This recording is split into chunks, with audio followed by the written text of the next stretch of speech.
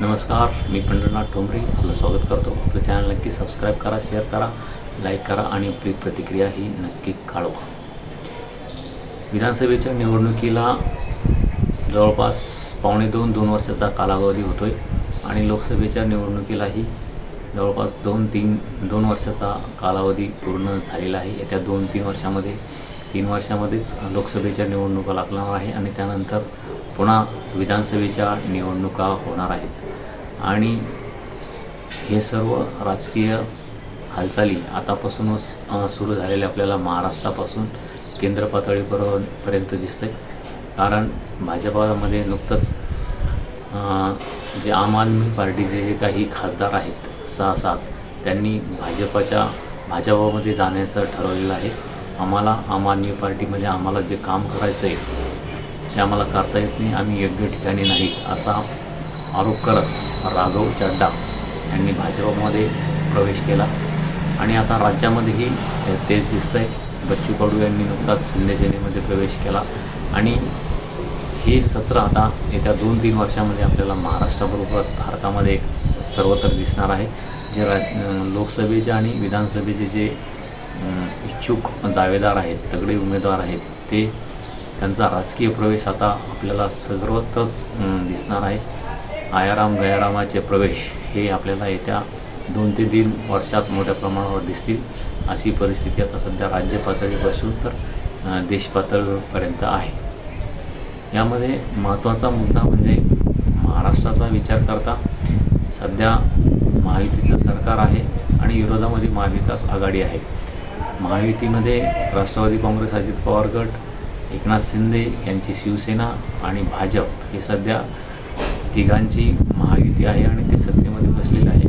मात्र गेल्या 1.5 ते पावणे 2 वर्षामध्ये त्यांचं जमताना दिसत नाही. एकनाथ शिंदे आणि भाजपामध्ये मोठा दुरावा निर्माण झालेला दिसतोय आणि त्याचा बदला आम्ही घेऊ असं वेळोवेळी एकनाथ शिंदे यांनी सांगितलेलं आहे. जिल्हा परिषदेच्या निवडणुकीमध्ये आपण बघितलं, सातारा जिल्हा परिषदेच्या निवडणुकीमध्ये एकनाथ शिंदे यांच्या शिवसेनेला भाजपाने धोबीपछाड देत आपला अध्यक्ष बसवला.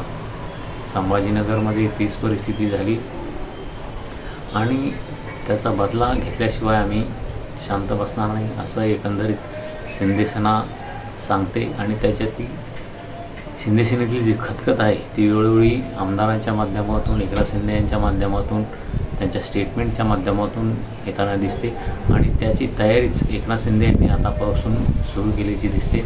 आपल्याला जास्तीत जास्त विधानसभेच्या जागा कशा निवडून येतील आणि शिवसेनेचा मुख्यमंत्री कसा होईल या दृष्टिकोनातून एकनाथ शिंदे यांनी आतापासूनच प्रयत्न सुरू केलेले असं दिसते. का भाजपानेही प्रयत्न सुरू केलेले आहेत.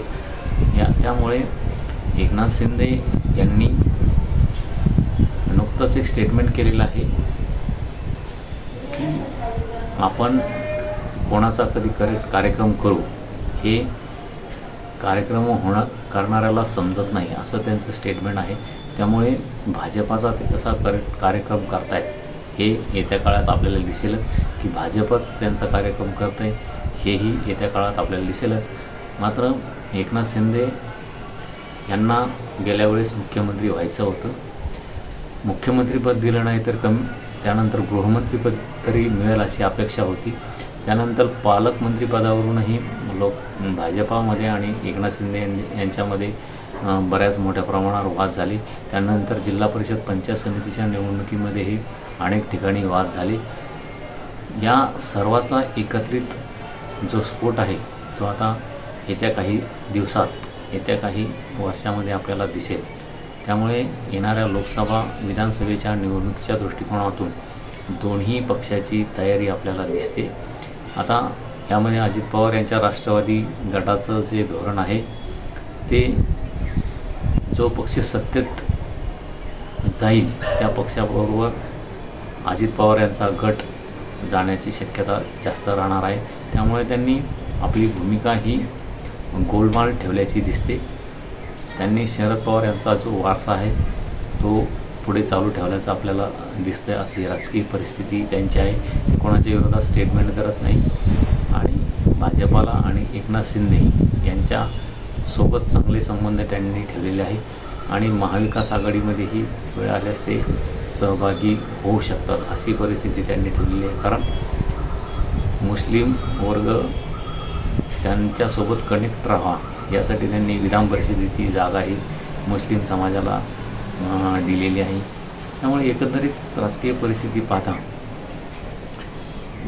एकनाथ शिंदे यांनी भाजपाला टक्कर देण्यासाठी किंवा भाजपाच्या तोडीच्या विधानसभेच्या जागा आपल्या गटाला मिळाव्या या दृष्टिकोनातून आतापासूनच तयारी सुरू केलेली आहे आणि त्या दृष्टिकोनातूनच एकनाथ शिंदे भाजपाला कसं दाबता येईल या दृष्टिकोनातून त्यांचं पुढं पाऊल असणार आहे. या संदर्भात आपली प्रतिक्रिया नक्की कळवा की एकनाथ शिंदे हे भाजपाच्या विरोधात जाऊन लोकसभा आणि विधानसभा लढतील का आणि त्यांनी जो ठरवलेला करेक्ट कार्यक्रम आहे तो नेमकी महाविकास आघाडीचा होईल की भाजपाचा होईल या संदर्भातही आपली प्रतिक्रिया नक्की कळवा. धन्यवाद. थांबतो.